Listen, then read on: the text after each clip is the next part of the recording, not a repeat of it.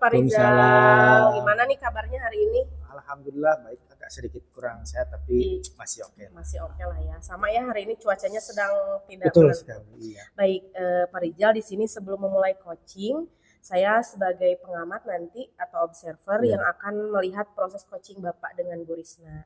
Nah, namun sebelum memulai percakapan ini, ada beberapa hal yang ingin saya sampaikan, terutama dalam rubrik penilaiannya. Nah, nanti agar Bapak juga tahu, untuk rubrik penilaian yang akan menjadi acuan saya adalah nanti yang saya harapkan adalah proses percakapan nanti Bapak sudah memiliki prinsip seorang coaching, yaitu satu, tentunya Bapak juga sudah tahu mungkin kemitraan, kemudian juga ada proses kreatif, kemudian juga ada memaksimalkan potensi.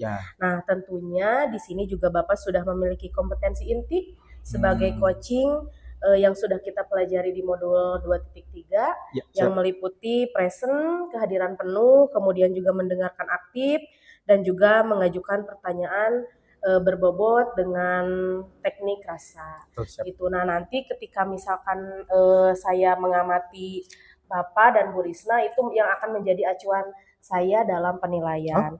Nah, tentunya juga nanti proses coachingnya terdapat alur tirta di dalamnya. Gitu. Yang pertama ada mungkin tujuan ya Pak, kemudian ada identifikasi, kemudian ada rencana aksi dan tanggung jawab. Nah, itu yang saya akan jadikan acuan. Nah, sebelum dimulai ini Bapak, saya ada beberapa pertanyaan yang ingin saya ajukan. Yang pertama, nanti kompetensi coaching yang mana yang ingin Bapak kembangkan dalam proses percakapan nantinya? Siap. Jadi ada beberapa hal yang tadi ditanyakan oleh Bu Aisyah. Yang pertama tentang kompetensi coaching, saya akan mencoba mengembangkan di titik beratkan pada mendengarkan aktif dan memajukan pertanyaan yang berbobot dengan teknik rasa. Itu yang pertama.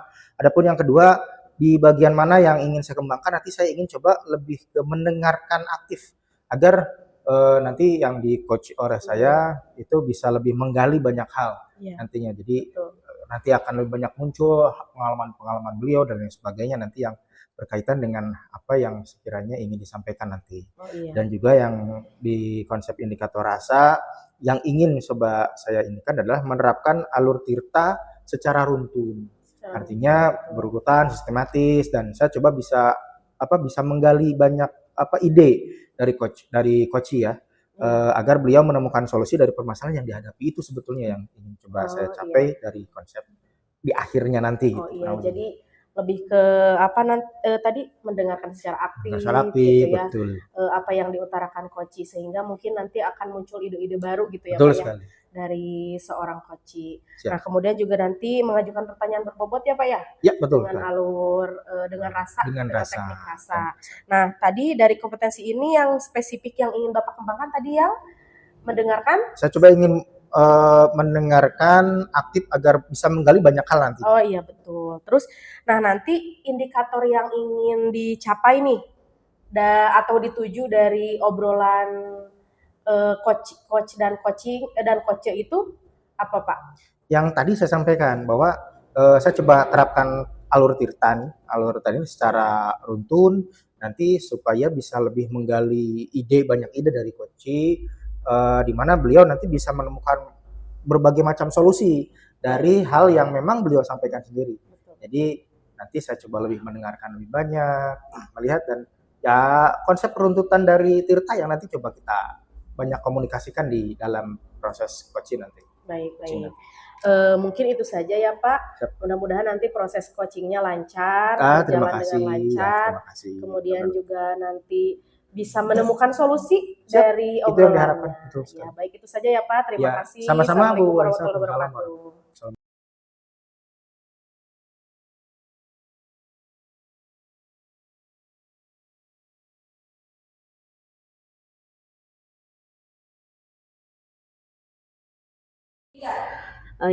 Dan saya tuh ingin anak kelas 7 itu pede Pak ketika nanti mereka gabung di gerakan literasi sekolah seperti itu.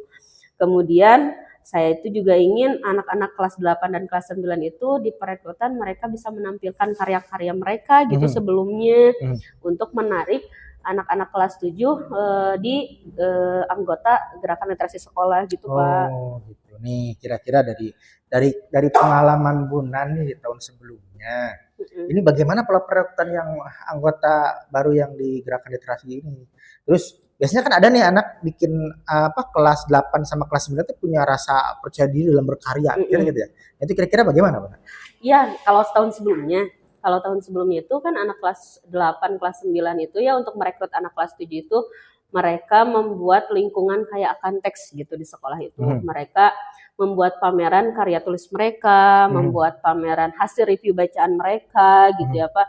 Terus kasih saya sebagai pembinanya juga memberikan apresiasi seperti memberikan sertifikat. Nah, mereka bisa menunjukkan kan kelas 7 bahwa oh iya Gerakan Literasi Sekolah itu aktif gitu. Kemudian mereka jadi tertarik gitu anak-anak kelas 7. Seperti itu sih Pak tahun sebelumnya. Jadi ada semacam pameran yang digelar gitu kalau tahun sebelumnya. Oke. Nah, berarti untuk perekrutan anggota baru Bu Nai ini membuat gebrakan atau program kerjasama yang mengadakan kegiatan yang menarik sebetulnya gitu ya? Iya, betul Pak. Nah, oke. Nah, kalau nemuin rasa percaya dirinya dari kelas 8-9 gimana nih? Nah, kalau tadi saya bilang menumbuhkan rasa percaya diri anak-anak kelas 8-9 itu dengan apresiasi yang saya berikan. Dari mulai tanda bukti sertifikat, mereka misalnya dikasih tantangan membaca buku dalam 1 bulan 2, oh iya lulus nih dengan tantangan yang diberikan gitu ya. Kemudian hasil dari reviewnya mereka tunjukkan atau mereka simpan tempel gitu ya, tampilkan di mading sekolah gitu. Nah, jadi mereka terapresiasi gitu Pak oleh guru yang mendorong mereka untuk berliterasi gitu, dan mereka nggak asing dengan literasi gitu Pak. Ini sebetulnya udah keren loh Bu. Nah, udah keren sekali nih. Ini kalau kita pakai skala 1 sampai 10, keberhasilan program Bu Nai di tahun kemarin itu ada angka berapa nih? Mungkin angka 8, 7,5, angka 8 itu menurut saya pribadi sih udah cukup berhasil ya Pak dengan dengan bukti anggota literasi, terusan hasil-hasil karya dari anggota-anggotanya mereka bersemangat gitu untuk mengerjakan. Nah, itu ada di skala 7,5 sampai 8 itu udah oke sih. Jadi udah angka 8 itu sudah menunjukkan keberhasilan program benar ya belum? Iya, karena sebelumnya kan sebetulnya gini ya Pak, Gerakan Literasi itu bagaimana siswa mempergunakan bahan bacaan itu punten-punten ya, seperti anak enggak menggunakan buku itu sebagai alat yang dilempar-lempar atau dicoret-coret gitu ya. Kemudian ada yang suka dipakai penahan pintu gitu ya Pak, atau penahan jendela. Nah, itu kan salah satu membudayakan atau menggunakan bahan bacaan itu dengan baik. Nah, kebiasaan-kebiasaan buruk itu hilang gitu Pak dengan gerakan literasi yang saya selenggarakan gitu Pak. Oh, bagus banget nih. Bagus sekali Bu Nana. Ini kira-kira nih mulai kapan program ini mau disosialisasikan nih? Ingat apa? Kan tadi pelaksanaannya bulan bahasa itu di bulan Oktober. Bentar lagi ya. Kira-kira bulan apa gimana kick off-nya? Sepertinya akan dimulai di minggu depan, karena minggu depan udah masuk ke bulan Oktober juga. Tanggal 28 itu hari bahasa juga ya, Sumpah Pemuda, kaitan dengan bulan bahasa gitu ya. Jadi mungkin di minggu depan itu akan dilaksanakan gitu ya, mulai dari pengenalan, terusan biar tertarik anak-anak kelas 7. Nah, akan dilaksanakan dimulai minggu depan gitu Pak. Kebetulan minggu depan juga kan saya itu memulai gebrakannya itu ada kerjasama dengan Dinas Perpustakaan Kabupaten di Sarpus. Jadi semacam ada gerakan perpustakaan keliling gitu Pak ke sekolah-sekolah. Nah, saya akan menghadirkan perpustakaan keliling itu ke sekolah, mungkin seperti itu Pak. Oke. Udah hebat sekali Bu Naya. Iya. Program dan lain sebagainya sudah sangat hebat sekali. Udah hebat sekali. Nih dari obrolan kita tadi nih. Iya. Ini Bunda dapat apa nih kira-kira nih kalau menurut Bunda nih?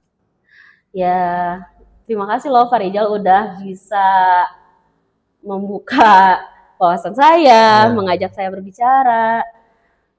Yang saya dapatkan jadi saya terbuka ide gagasan saya untuk melengkapi program-program lama saya gitu ya, yang awalnya saya bingung nih buat perekrutan anggota baru di kelas 7, bagaimana menarik anak-anak kelas 7 ini. Ya saya alhamdulillah sih setelah ngobrol dengan Pak Rijal, saya memiliki oh iya saya harus mengambil langkah gebrakan memperbaiki program lama saya gitu Pak. Seperti itu sih Pak. Alhamdulillah. Berarti udah plong lah ya. Iya, gitu. udah plong sih. Mudah-mudahan ini programnya lancar ya Bunda ya. Amin. Kasih nih udah mau cerita-cerita, ngobrol cerita dengan Iya. saya nih. Mudah-mudahan minggu depan kita bisa ngobrol lagi progres programnya bagaimana Bunda ke depan gitu ya. Siap. Gitu ya. Siapa mungkin seperti itu karena mengingat waktu bulan bahasa dekat, jadi ini akan menjadi minggu-minggu yang paling efektif gitu untuk perekrutan anak-anak. Okay. Jadi saya terbuka untuk ide baru itu. Terima kasih Pak. Sip, sama-sama Bunda. Nanti kita ketemu lagi di minggu depan lah ya gitu ya. Iya, siap Terima Pak. kasih. Sama-sama Pak. Sama-sama.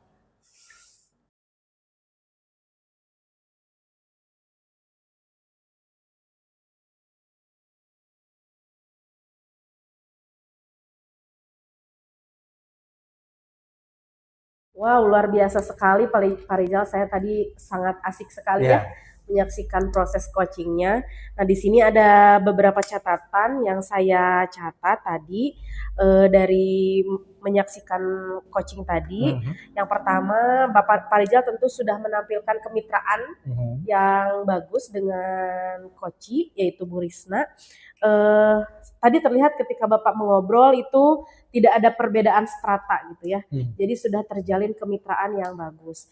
Nah, sehingga memunculkan rasa nyaman mungkin dari coachnya untuk mengutarakan apa yang menjadi unek-uneknya. Kemudian yang kedua, Pak Rijal juga sudah menampilkan proses kreatif tadi. Kemudian mengajukan pertanyaan yang berbobot. Saya lihat juga pertanyaannya bisa menggali ide-ide atau wawasan atau yang selama ini masih terpendam, jadi terlihat ke permukaan seperti itu. Nah, Bapak juga sudah menerapkan nih percakapan alur tirtanya, sesuai alur tirtanya. Tadi ada tujuan, kemudian ada identifikasi juga, kemudian ada Bapak menanyakan rencana aksi yang akan disampaikan oleh coach atau yang akan dilaksanakan. Kemudian tadi menanyakan komitmen sebagai tanggung jawab. Nah, secara gambaran umum sih sudah bagus ya Pak. Sudah luar biasa, saya berikan applause untuk Bapak sebagai coach. Nah, dari proses coaching tadi nih Pak, kira-kira ada kompetensi yang ingin dikembangkan, masih ada nggak Pak? Mungkin dari konsep kehadiran penuh ya, dengan menggunakan teknik stop tuh. Oh iya. Kita mindfulness-nya juga nanti ada, betul. Sehingga apa yang saya kegiatan coaching itu bisa lebih diresapi, dinikmati, dan juga nanti akan menggali berbagai macam bentuk maka ide-ide yang lebih cemerlang lagi nanti ke depan. Betul.